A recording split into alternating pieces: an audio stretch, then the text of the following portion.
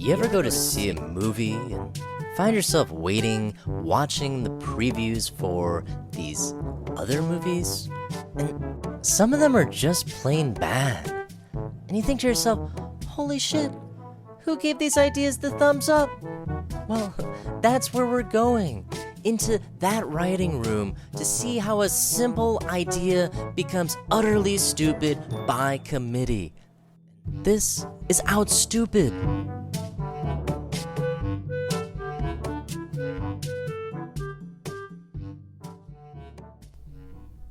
Welcome to Outstupid, the show where we come up with the stupidest ideas for movies that we can possibly conjure, and then we hit them over the head with a bat and make them stupider. I'm your host, Kelly Petronis, joined by Owen Hunt. Hey, Kelly. And Rett Junkins. Hey, Kelly. Hey, Rett, thank you so much for being on the show. Oh, absolutely. I'm so excited.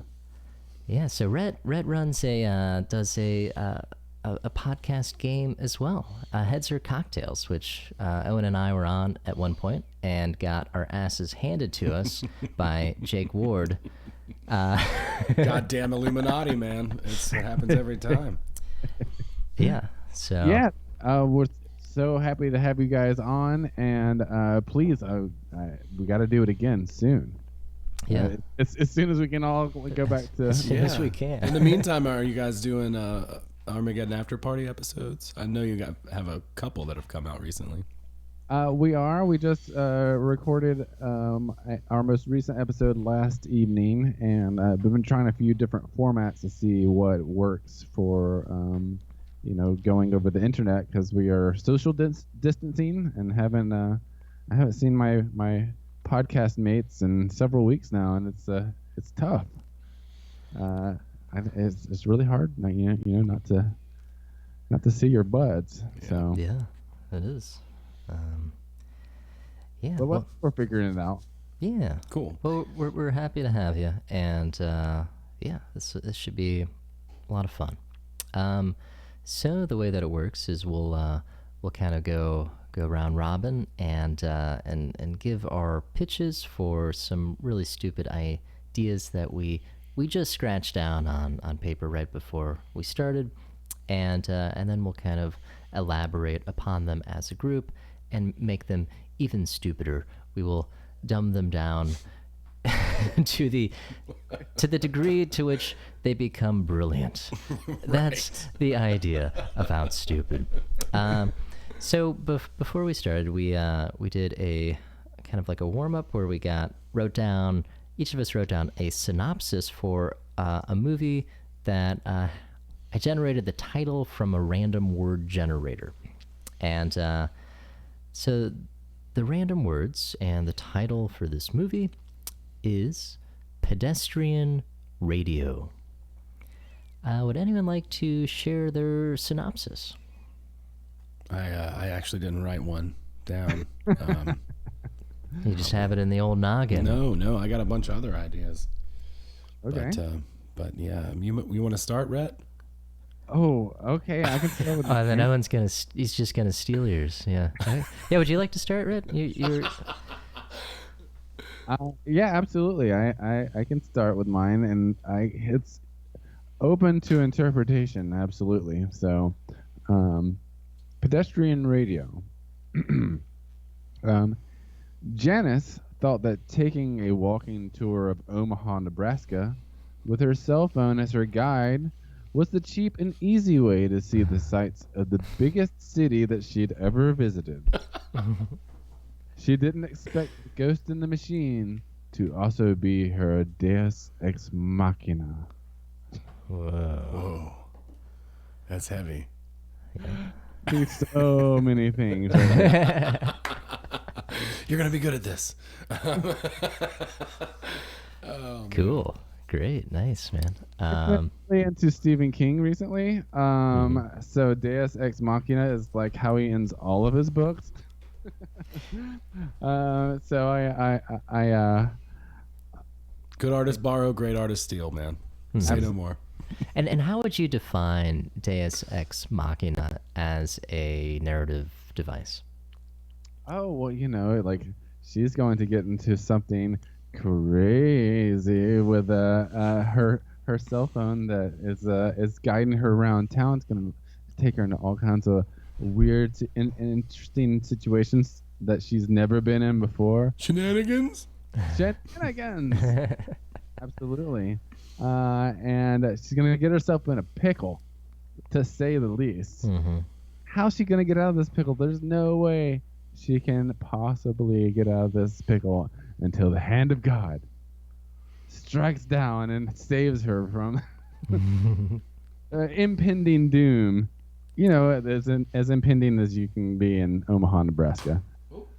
A place I've never visited, by the way. So. Well, I mean, I hear the walking tours are something to behold. Yeah, that's what I've heard.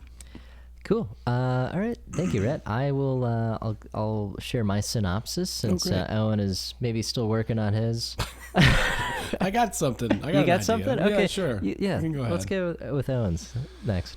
Pedestrian Radio is a story about a band that is a Spinal Tap cover band. And they travel around the country and they play colleges mostly. And they, they get into it with each other on the bus one day because one person thinks that, they're the best, and the other people are like, whatever, bro, you suck. And he's the lead singer. And so he takes out his guitar case and he proceeds to bang it on the radio while a bunch of people are walking by, and they all break up, and that's the end of the movie because there should never be a Spinal Tap cover band. Nice. But it goes to 11. You can go and have a bite, and it's still there. It's still there. It's such a good movie. Awesome. It's supposed to be movies with a ridiculous premise. I really like this one so far. Yeah. It's sometimes there's some nuggets. Yeah, Jake cast a whole movie with Eddie Murphy last week. That was amazing. I was like, that's brilliant. That's a great idea. And he's played every character, so nothing's off the table, man. Mm-hmm. True, it's true. I like it.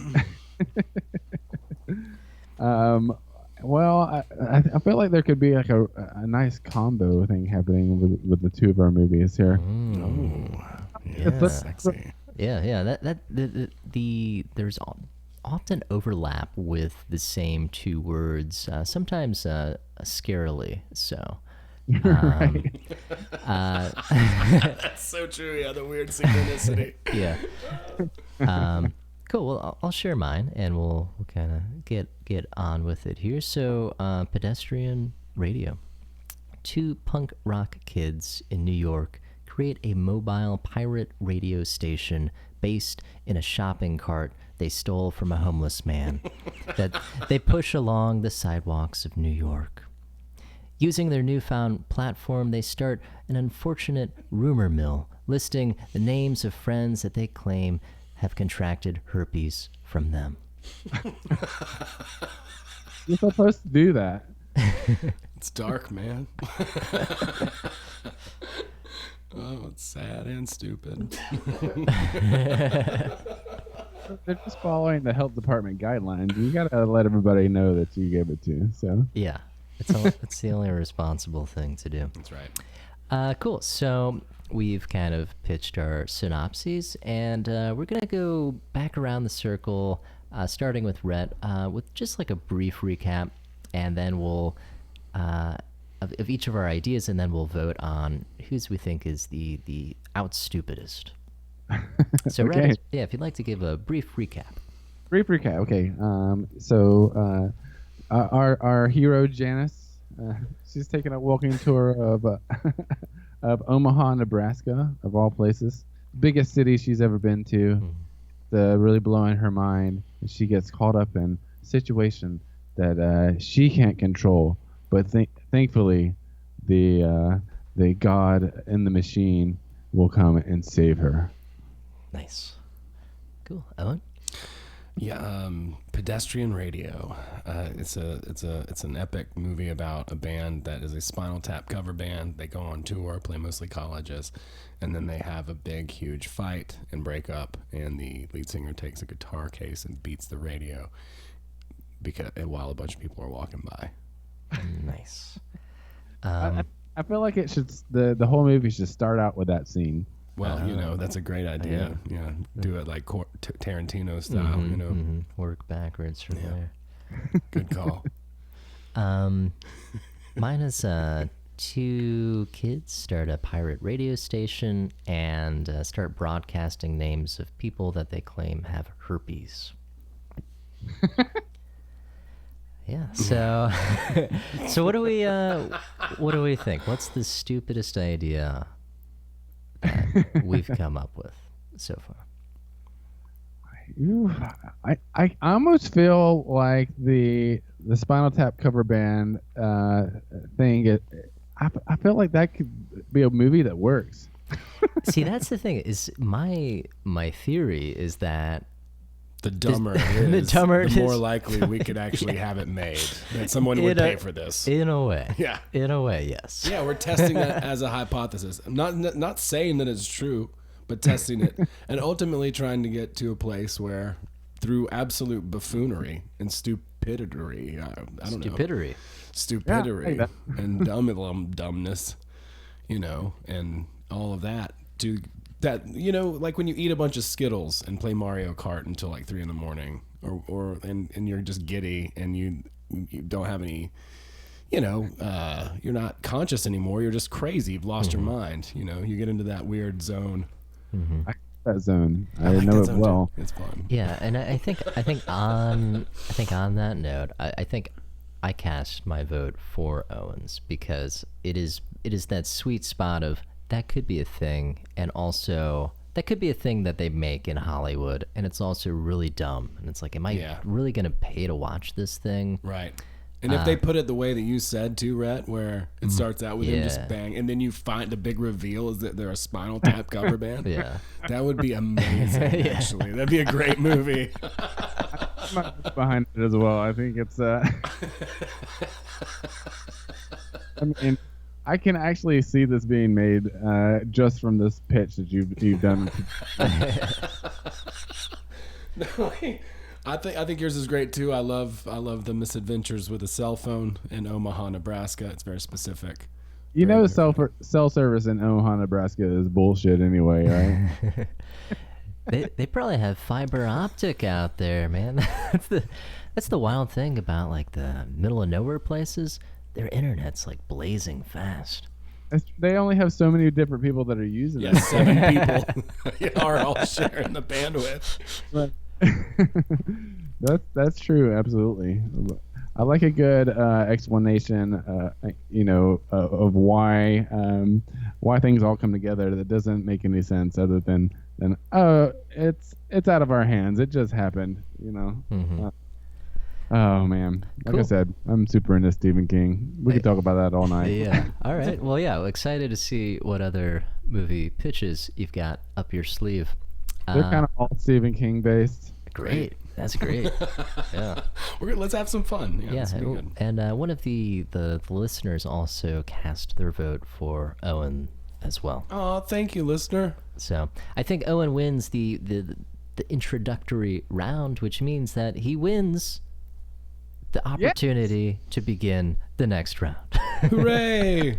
Congratulations. Thank you so much. Well, Kelly said that we just scribbled these down right before the show. In my case, that's not true at all. I've been working on this for weeks. So, and just to recap for the listeners, if it's their first time, so we're going to enter into the kind of the long form pitch round where Owen will get a minute to pitch his idea, and then I will hit the bell to begin the elaboration stage, and then that'll last for 5 minutes. I'll try to give a 1 minute warning, and then I'll hit the bell again when it's over, and then we'll go around.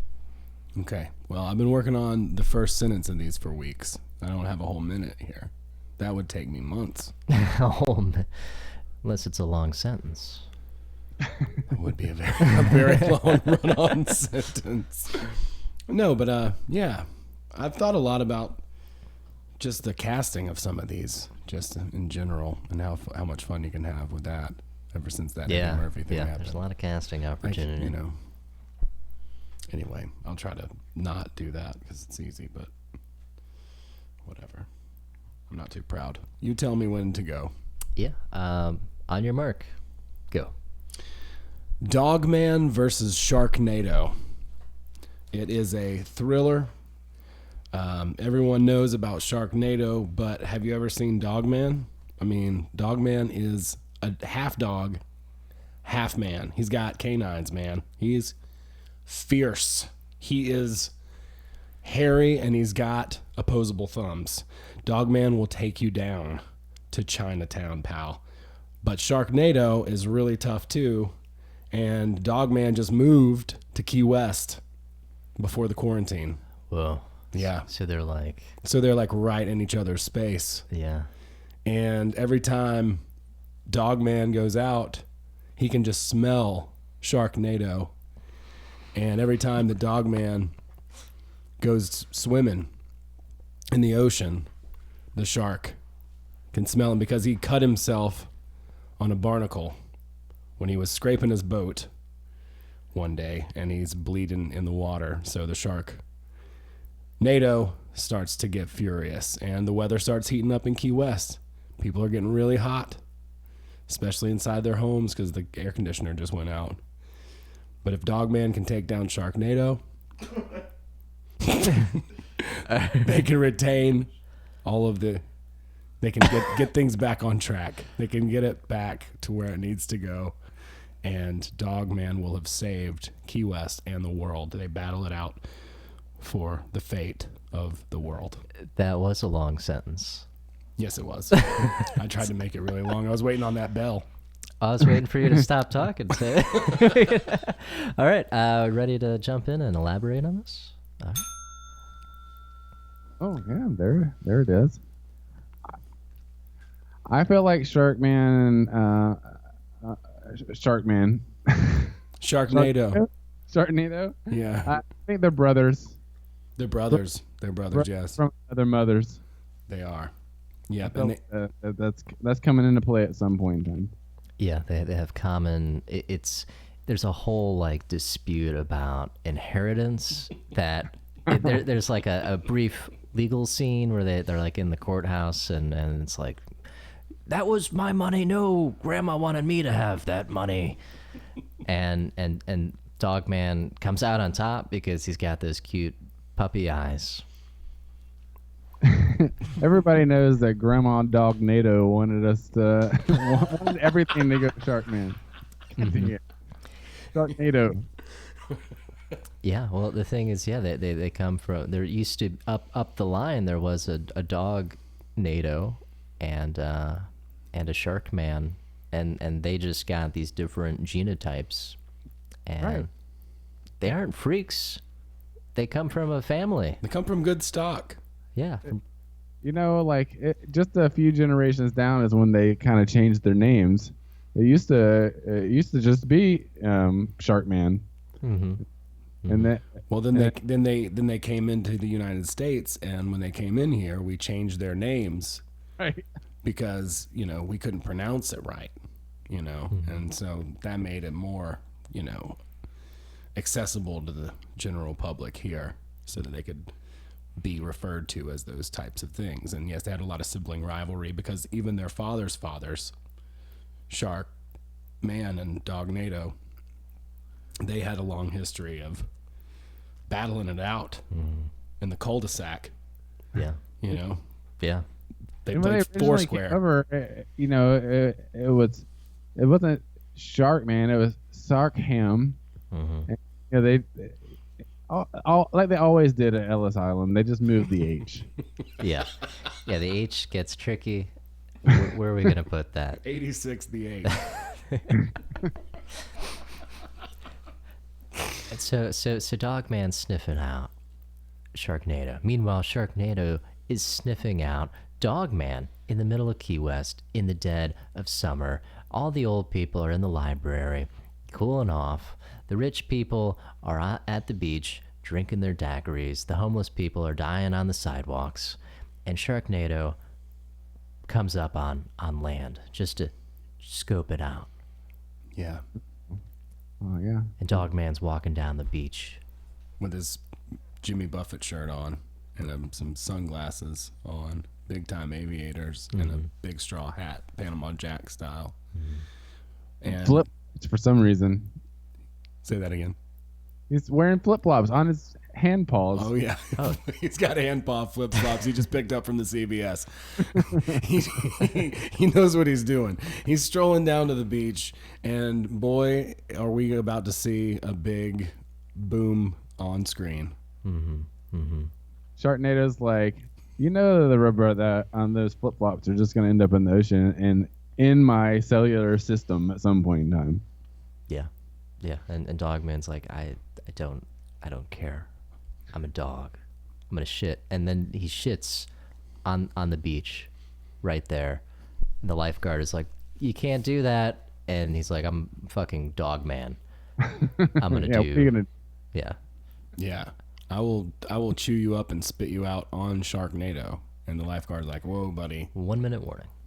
Whoa, take it easy. Take it easy. Are you talking about Sharknado? And then Dogman's like, yeah, I'm talking about Sharknado. He's like, holy shit, man. Sharknado killed my uncle. Oh. So the lifeguard is totally on Dogman's side. And then they're side by side. And meanwhile, Sharknado, everyone's like, nobody has sympathy for him. But he's like, wait, no, Dogman's father, raped my cousin. And then some other, like a crowd of people gather around Sharknado. And then we just see like an all-out, like the whole town picks a side. Yeah, it's a civil war. It really is. And it's really a civil war to just get the air conditioning turned back on. So they battle it out in the water, just rolling the tides in and out. And it's almost sexual, but it's not. So don't think like that. All right, that was Dogman versus Sharknado. Dogman wins. By Owen Hunt. And cool. Played by Ian Ziering at the very least. Ian Ziering is definitely Dogman. No, it's the guy from what's the guy from Beverly Hills 90210, the blonde kid with the curls? That's Ian Ziering. It is? Okay. Perfect. Yep. Perfectly cast. Same page. Cool. All right. Steve. I guess I'm kind of next in the circle here. Yeah, do it. And I'm trying to. I think I might. Go crazy. I feel like this is like my strongest idea, and it involves dogs as well. So I apologize, but maybe we'll pick up on that thread. So it's called Hurry Benny Home. A magical boy, Benny, is being chased by a pack of wild wolves who seek 3 wishes from him or his bones. Okay. That's all I've got. Okay. I didn't realize we could be that short on our pitch line. I thought you said a minute. No more than a I minute. know more than there I go. I'm sorry. No. All right, you guys ready? Okay, Benny. Let's do it. Can you read it again?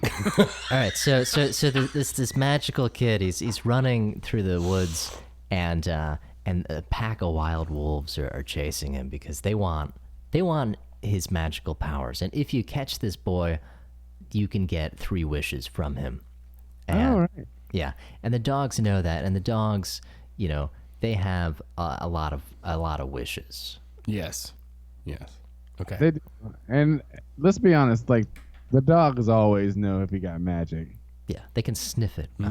They can. They're magical themselves in that way. They have a magical sense of smell, and they know that if they can get this boy, every single bone in his body represents 1 wish, and they want a lot of wishes. So they want to get him whole hog. They don't want just a part of this kid. Right. They need the entire body. Yeah, that's the thing is when when you capture the boy, he'll say, you know what, if you let me go, I'll grant you 3 wishes. And the dogs know that's they can smell the bullshit on it, because they know that if they kill him and they own his bones, each bone is a wish. How's, that's not 3 a good wishes deal. compared? There's like 27 bones in your hand. Right. That's a lot of wishes. That's a lot. And there are 3 young pups that are part of the pack that they come across a piece of information that lets them know that the 3 tiny bones in the ears are the most powerful wishes. Wow. Yeah. And cartilage actually is even more special. That's like adrenochrome for wolves. Keeps you young looking. Keeps you shiny. Don't need no surge. Don't got to go to the gym as much. Yeah. Mean. The anvil. That's the most powerful one, I think. I feel it. I just right now. Meanwhile, in the Ozarks, where Benny is lost, he's on his way home, and his mother is looking for him. And his mother is not magical at all, but she's just like a pretty. She's a built woman and knows how to handle a broom. And she sets out to meet him halfway, broom in tow. The sun is setting. It's about to get dark. The sound of wolves howling in the distance. To be honest, she is not magical, but she is definitely mythical, and she is very high on meth this entire movie. Yeah, that's why she's so good with that broom. You ask that lady what time it is, she tells you how to build a watch.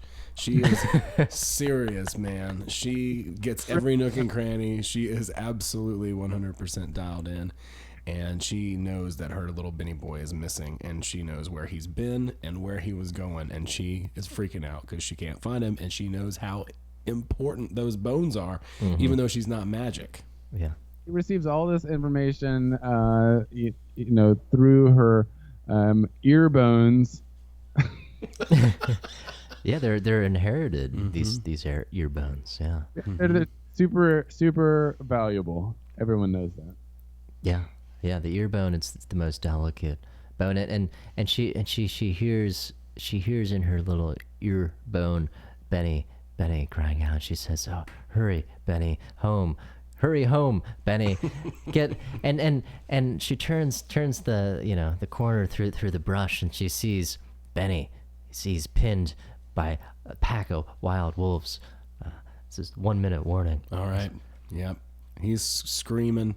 The dogs are howling. They're hanging around him. They're foaming a little bit at the mouth. They feel these wishes coming on, and they can't wait to get on Carnival Cruise Line. They're so excited to cash these wishes in. But here's the big showdown with Olga, Benny's mom, and these wolves. And she grabs some of these little liquor bottles that she had stashed in her pants, and she smashes them in between her knuckles like Liam Neeson in that movie, and she starts just tearing these wolves apart. Yeah, she goes to town with them, with a bunch of bottle knives, and it's like a Wolverine action where she's got them held between the fingers. Airplane bottles, so it's like plastic, and no wolf wants to get cut by a plastic knife. Indeed. All right, that was Hurry, Benny, Home. All right.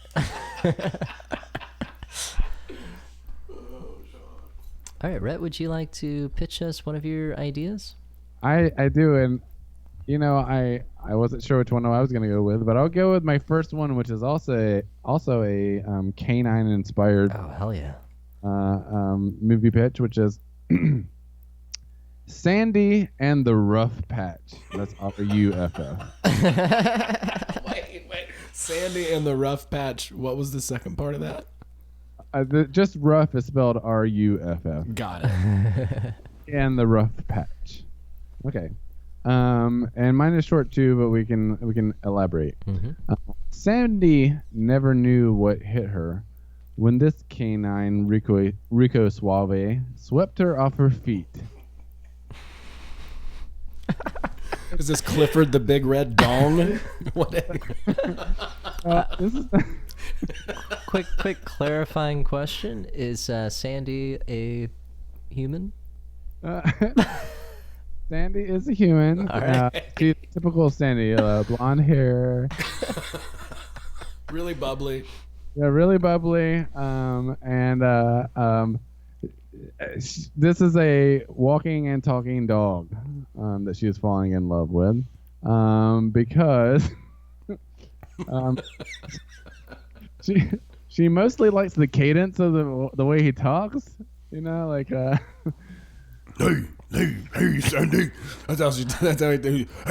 Hey, Sandy, I love your hair. Hey. All right, yeah. Let's jump on in here. Yeah. yeah. Yeah, you know, he just always knows what to say to Sandy. You know, that's what she says about him. She says, "What's his name?" His name is Rough.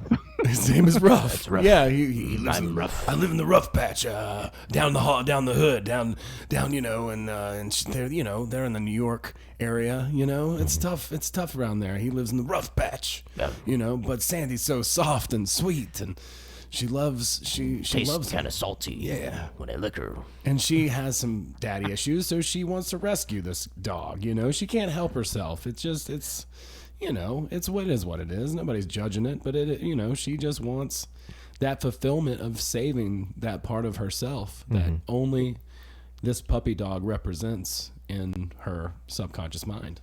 I feel like this is a real Lady and the Tramp story, except for human and dog. And Sandy, you know, she has had all the things in life that she's ever wanted, but she's never really had to, like, you know, get in there, get in the dirt, and figure out how her life really works. So that's where Rough comes in. Yeah, but her family hates him. They cannot stand him, and how could she ever even think about being with a dog? This is uncharted territory. We've never been here before. We don't know how to react to this. And you know what? They're frankly just not very progressive family. They, you know, they have the Mason-Dixon line.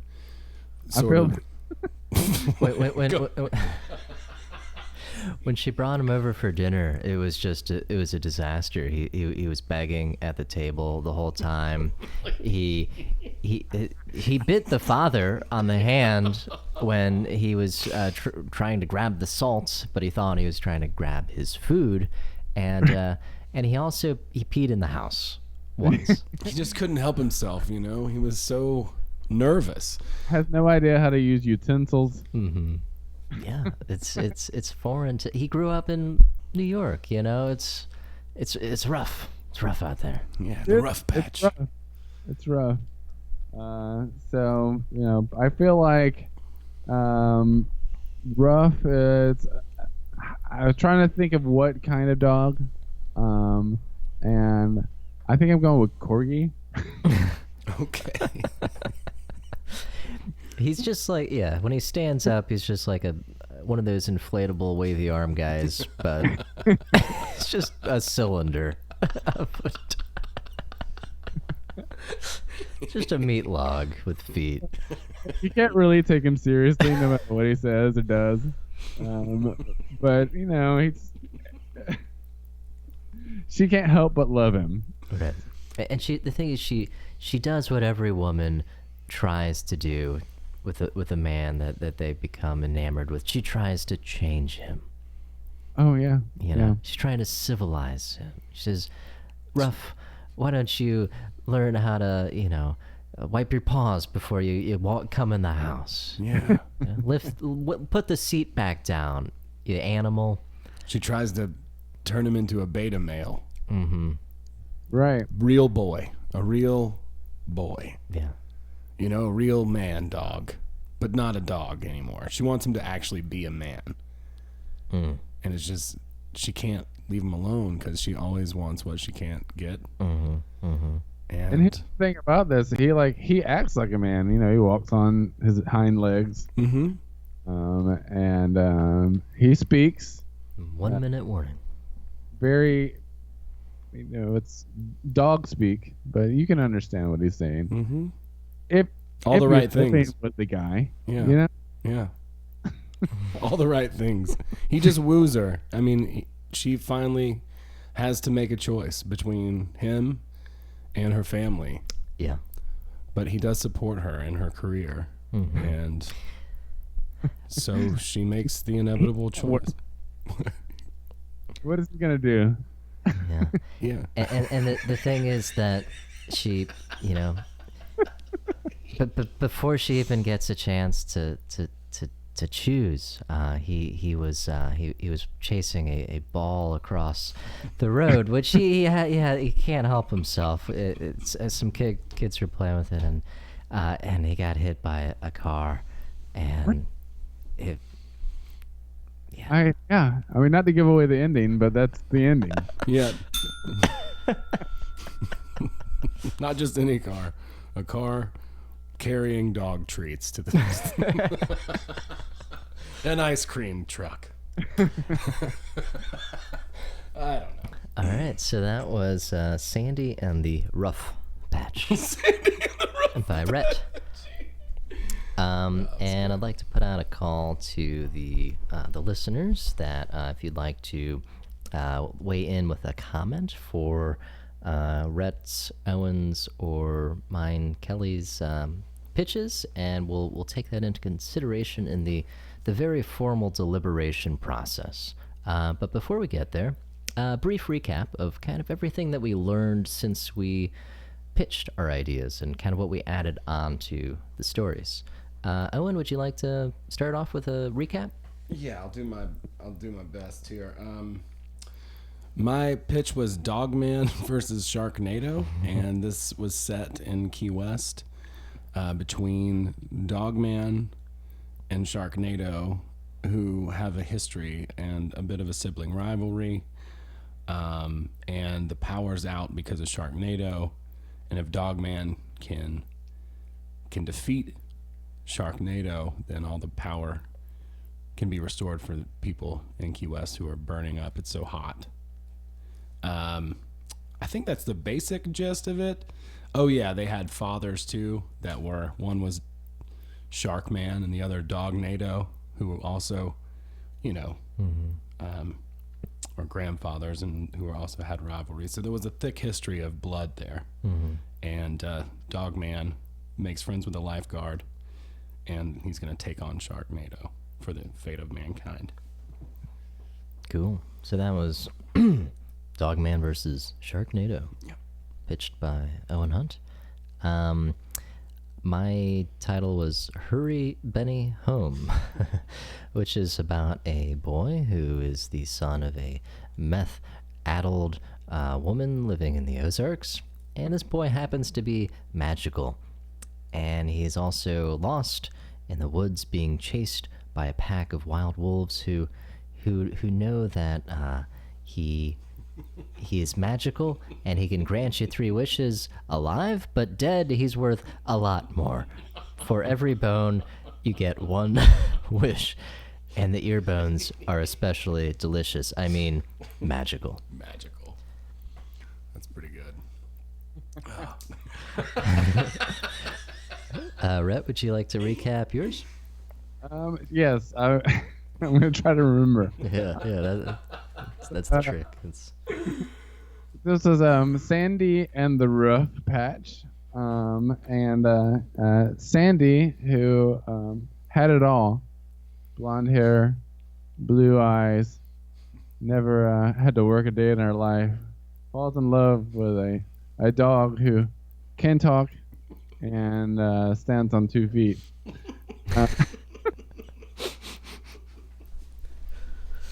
I was thinking also, I wanted to add that he has a Sorry. he has a spot on his back that she can touch, which is magical.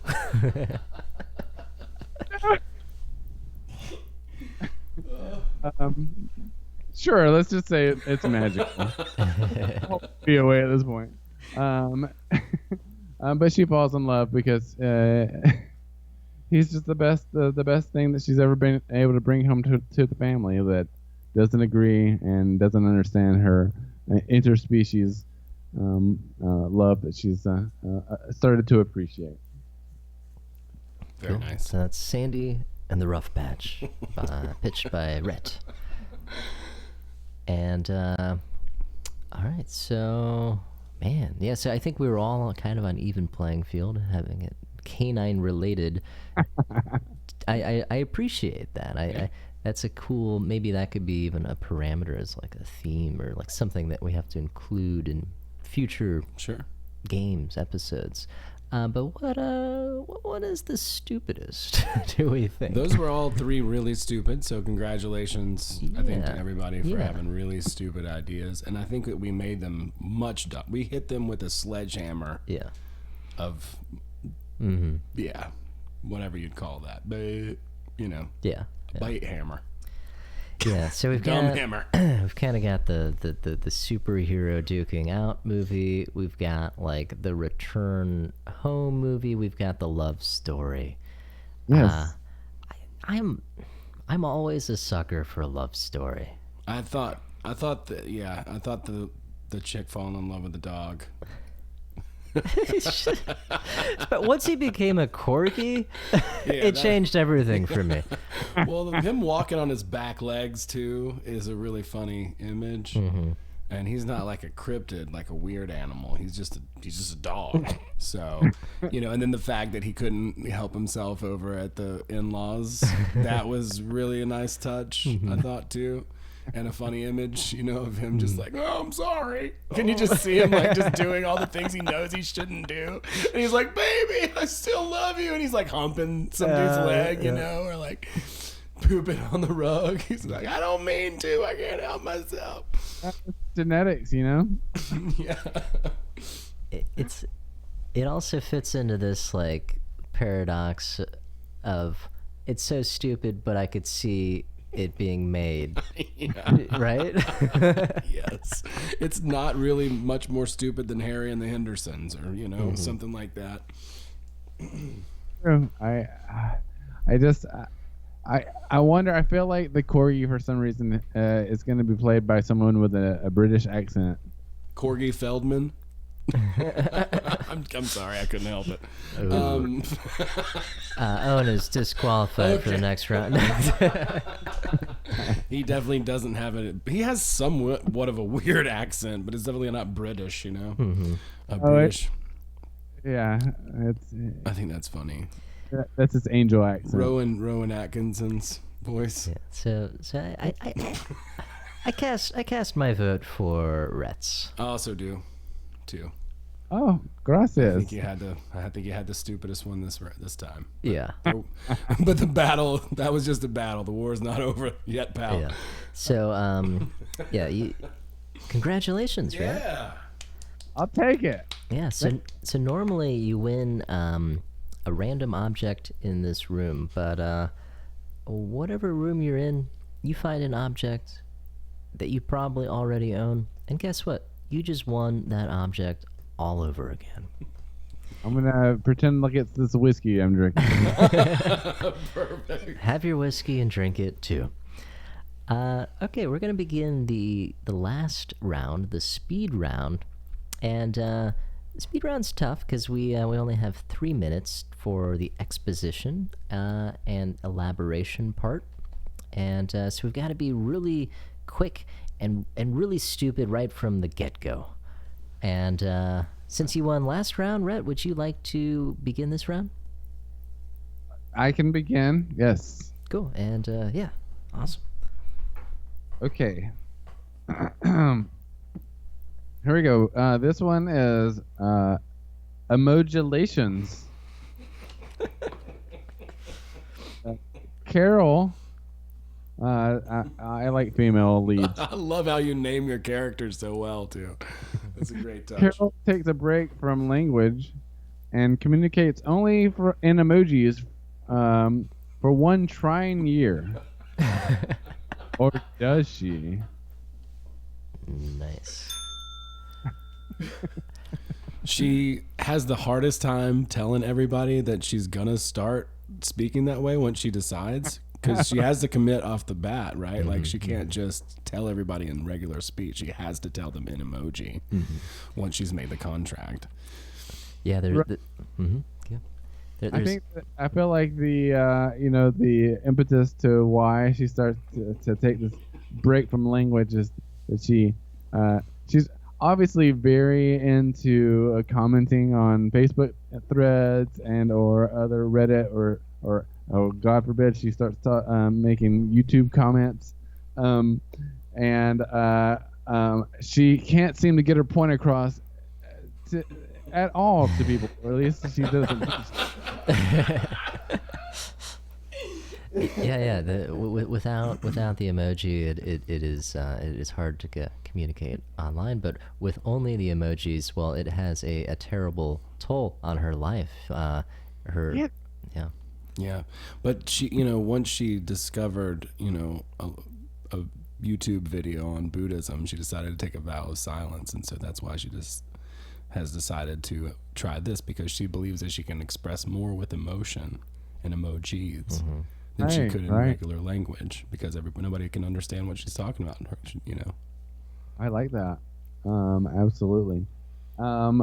Plus, she's beholden to whatever emojis is on the platform that she's using. So she's very, very involved in sending emails via emoji to try to express what kind of new emojis she wants, and it doesn't really work out for her. Yeah. 1 minute warning. Also, there's She, depending on her vocabulary is quite limited, and yet it is image is worth 1,000 words, except for she can't hold down a job. Her husband leaves her because he doesn't understand the emojis. Absolutely not. He wants to talk. He wants to talk, which it's all just chatter. It's just chatter. He's a no-nonsense guy. But Right. she winds up leaving him, and then she crushes Tinder. Yeah, she's like, I don't need them. I don't need words. I've got a modulation now. She's got emojulations, for sure. Yeah. I think, I kind of feel like that's all you need to say. Yeah, she finds herself through the modulations. Mostly the biggest part about this is there is a great theme song, produced by Lil Wayne and Katy Perry again. All right. Love it. That was Modulations by Rett Junkins. Cool. Yeah, man, that's I've always thought about doing that. Really cool. I like the challenge part of it. Yeah. Like, can you communicate like, hey, I'll be there in 5, just in emojis, or hey, listen, we need to talk. We need to talk via emoji. Yeah, I don't know. I'm always interested in like that they're always adding new emojis to different platforms and stuff, and like what the process on deciding how those come about is. Mm-hmm. I think that Carol could be on the forefront of how we communicate with people in the future. For sure. Cool. Well, thank you, Rhett. Owen, would you like to pitch for the speed round? Yes, and I can't take credit for this idea. It was written by a 6-year-old and a 4-year-old. Whoa. So I do have writers. Wow. This one's called The Very Poopy Day, and it's an excellent artist rendering as well. The illustration is fantastic on this. But I'll read it. This is verbatim. One day, a guy came up to the road and pooped. He didn't care, so he kept pooping. And then a bird came and pooped too. And the bird didn't care either. So the bird kept pooping. The cars couldn't drive because of all the poop. Another bird and a turtle came and pooped too. They didn't care either, so they kept pooping.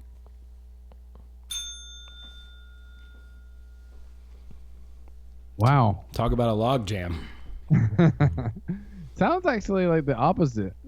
Sounds like the jam's gum free and everybody's just letting it flood. Yeah, so once there's poop everywhere, people can't really leave their home. You Yeah. know? They're just like, well, I'm just surrounded by shit Yep. everywhere. If it's enough shit too, it's also gonna get in their house. I gotta say, I hope they're not on a slab. Hope they got a crawl space working for them. They've never felt more free, though. You know, I mean, they can just go outside and drop a load at any time without a care or concern. I mean, nobody literally cares. So it's really a very freeing kind of thing. It's kind of like Woodstock '99. You know? Yeah, but similar to when a dog poops and they look over to you to make sure that like you got their back. Everyone's free to go out into the world and poop wherever they want, but they still feel vulnerable, and so they operate on a buddy system where you don't go out and you poop without a friend because you never know if somebody might mug you out there. That's true. And getting mugged while you're pooping is probably the worst time to get mugged. Yeah. You got to stay alert while you're, in mid-hunch out there, You've got to stay on the balls of your feet, and you've got to be ready to wipe at all times.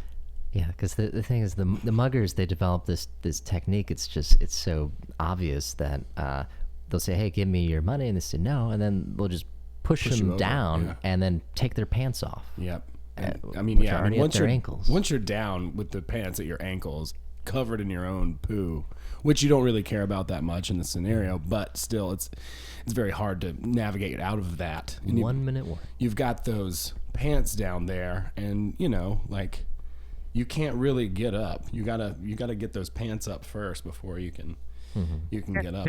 At the very least, for sure. Yeah.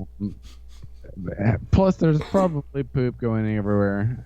Yeah, you don't worry about it, but you're gonna have to deal with it later. Yeah, that's right. Insult added to injury after you've been mugged, and now you got to poop everywhere. Yeah. Damn it. Yeah, but it is everywhere, and it's like dirt or taxes or streets. It's just something that you learn to live with, and Until people start deciding that they're just going to eat the poop, and when they eat the poop, they start dying off. Yeah, real fast. And they're like, why did we start eating the poop? I don't know. We didn't get around to that. When I saw that, it was so cute. I just had to share it. I know that wasn't my original idea, and I take credit for not being. Whose was it? These two girls that my sister used to babysit and take care of, and I would call them up and send them silly videos and stuff, and they were so cute, and I would always just joke with them about poop, because it's fucking funny, dude. Kids love poop. God, it's still Until good. they started describing reality. Exactly. Exactly. That illustration's clutch. There's just poop everywhere. Oh yeah, I'm sure. And a bird. I like it. Cool. All right, so I will give the last pitch for the speed round here. I'm still deciding which order I want to put these words for the title, but I think I'm going to settle on Dr. President. Dr. Anthony Fauci,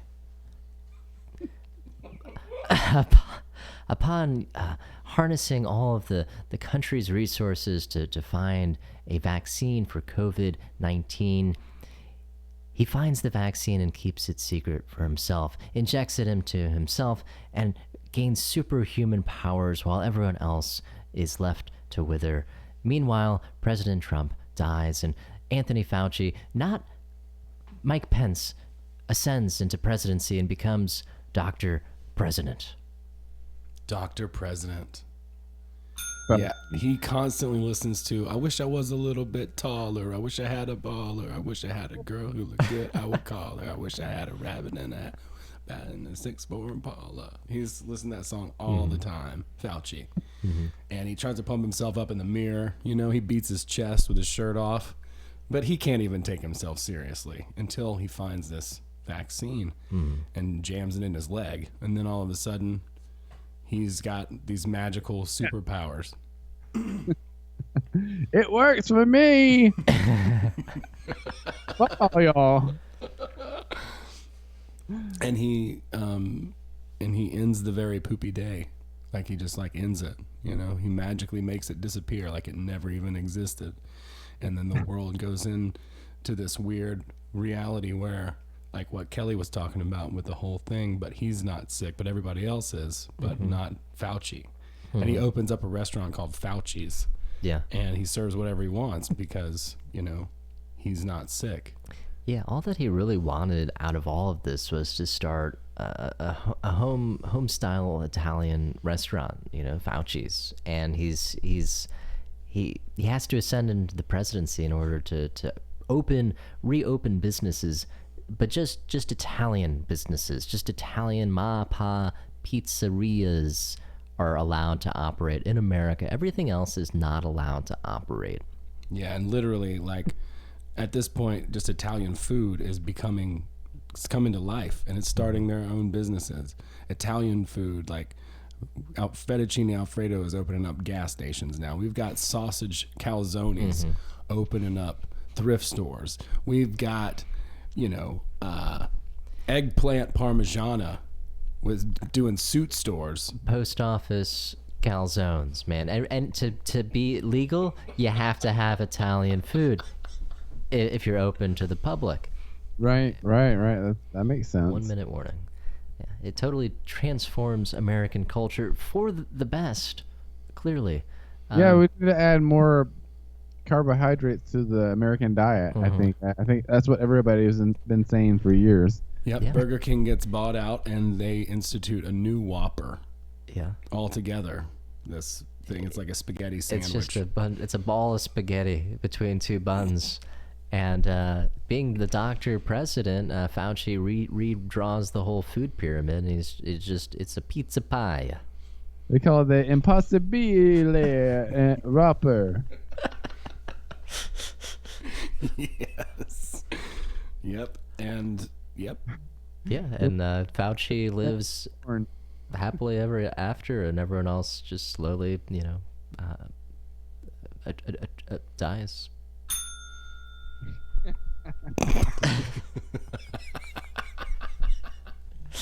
So that was Dr. President.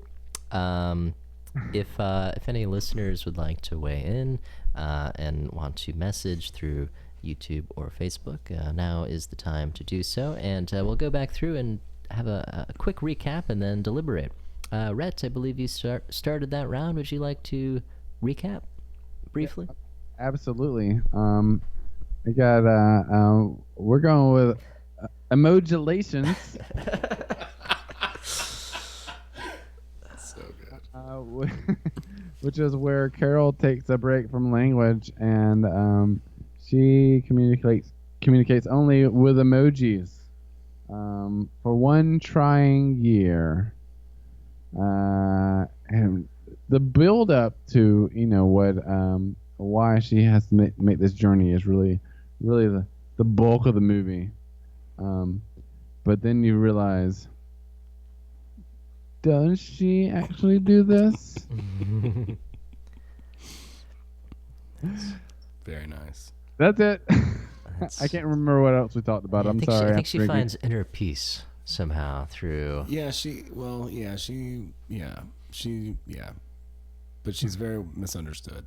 Of course, aren't they all? Anyone named Carol was misunderstood. In a word, yeah. Cool. So that was Emojulations by Rett Junkins. Owen.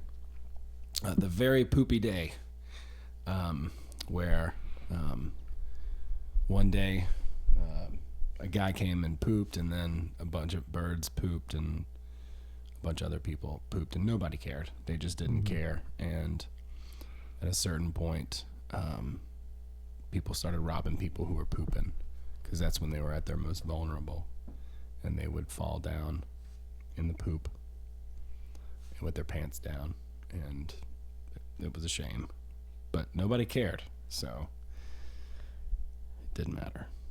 And then they started eating the poop. When they finally just gave up on life, they ate the poop to die. They eat poop, and I can't help it. You're just like, it's like, you know, did you ever see that movie where all these people were in a sea wreckage and they're like, don't drink the water? It's like a Navy group, because like you can't drink the salt water, that'll kill you. Yeah. And it's basically that's what happened, but with poop. Yeah, Right. yeah. Delicious stuff. So that was a very poopy day. It was the Owen, very huh? poopy day. I pitched Dr. President, in which Dr. Anthony Fauci ascends to the presidency because he has the only known vaccine to COVID-19. Meanwhile, his whole ulterior motive, his only goal was to open a nice ma pa Italian restaurant, and so he changes the whole legal code to where the only way that you can legally be open as a public business is if you are also serving Italian food of some sort, be it calzones, meatballs, spaghetti, lasagna, pizza. That's Dr. President. Sounds good. I wish everywhere served those things. Yeah, somehow it would make life easier. We're like, well, yeah, I gotta, go to the DMV, but I know I can pick up a calzone while I'm there. I like it. I think at the very least, there needs to be a little seafood charming from De Palma's and here in Athens involved in that movie at some point. That's pasta. That'll work. Yeah. So what do we think is I think, again, good job. I think they're all pretty stupid. Yeah. But what is the outstupidest? What is the one that's like so stupid that it's smart, so bad that it's good, almost? I mean, can we be honest about this? And even though you didn't write this one, Owen, if children are writing these, then I think that's pretty clear. I feel like that's cheating pretty bad. I should be disqualified. Well, you're just the vicar for these children. You're their ambassador here because I'm just trying to relay a message. I'm just trying to be the responsible person to deliver this to society. Mm-hmm. This is an important thing from the youth of the future of tomorrow. Yeah, I do think A Very Poopy Day has, it's one of those that's gonna pull on your heartstrings, and it's a family affair. You bring the whole family to the movie, and there's a lesson to be learned, which overall is just don't eat feces.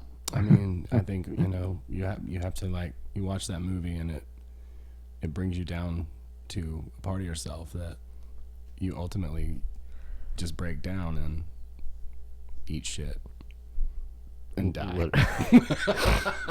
But I also have to say, Dr. President, fucking hilarious. That is so funny. I don't think we're too far away from that. I really don't. Oh shit, absolutely. I think the title is the best title for sure. Yes, it's so good. It's a great premise too. Little Fauci. I don't trust you, Fauci. Grow a few inches overnight, and I'll, I don't trust him now, much less than a fictional movie that we're going to create about him. He's probably more trustworthy in that movie. Yeah. Yeah. Okay, so now we have to decide, cast our ballots. I think I might cast for Very Poopy Day. I think Owen's convinced me, and I'm casting my ballot for the Dr. Fauci movie. Dr. President. Dr. President. There we go. Dr. President. All right. Well, Dr. President takes the speed round, which means that I get absolutely nothing. All right. Well, have an object in this room that already belongs to you. Tough What to. if I cheers to you and take a drink? That sounds great. I would love that. Let me know how it feels. Oh, man. That warm body. Well, yeah, cheers to both of you. Thank you for playing. And this brings us to the end of the game. And what's our takeaway? What made for a good premise or story? What made for this best, stupidest, the outstupidest idea or ideas? There were some pretty stupid ones there. That's sure. Yeah, that's true. I would say like that. What makes the best idea is just having fun with it. Really, I mean, because it might not be the stupidest idea when you initially pitch it, but if everybody has fun with it, then it gets just dumber and dumber. Yeah, So the collaborative aspect of the game, I think, is the most fun to me. And then just sincerity and silliness, like the kids prove. Like I think their idea won the day. The very poopy day. Yeah. So dumb. Yeah. So I'm very poop heavy in most of my speak, so I'm surprised I didn't. You guys both had a canine aspect to one of your movies. I'm surprised I didn't also have a poop aspect to one of mine. Yeah, I remember when I was on your guys' podcast, I didn't even know this was a thing, but I told a shit my pants story, and then you guys like sounded off an alarm and shit. It was like, "Well, it's a shit your pants story." And then like a fucking light started flashing in the studio and shit. I was like, "What the fuck?" I didn't even know. Police came and the rest. That's a whole thing. Unfortunately, I have too many of those stories to tell, so like, it happens, That's great. It happens to everyone. Yeah. So yeah, I think accessibility of the story of like if the other players can hop in, that makes it better. Yeah. And it is funny that we all had dog stories, but I feel like animals often are easier to speak through than people, especially when we're making them so ridiculous. And they're falling in love. Yeah. Rough love. Rough. I don't know if you guys, everybody does this, I feel like, but I've seen or come into contact with people that don't also like speak for their animals. I don't know if you guys have pets. I have three pets, and they all talk to me on a regular basis, but it's me talking to myself through them, and they all have their own voices, and so I think that's a pretty regular thing for people that have animals. But Yeah. do you feel like that's the case? Do you guys have?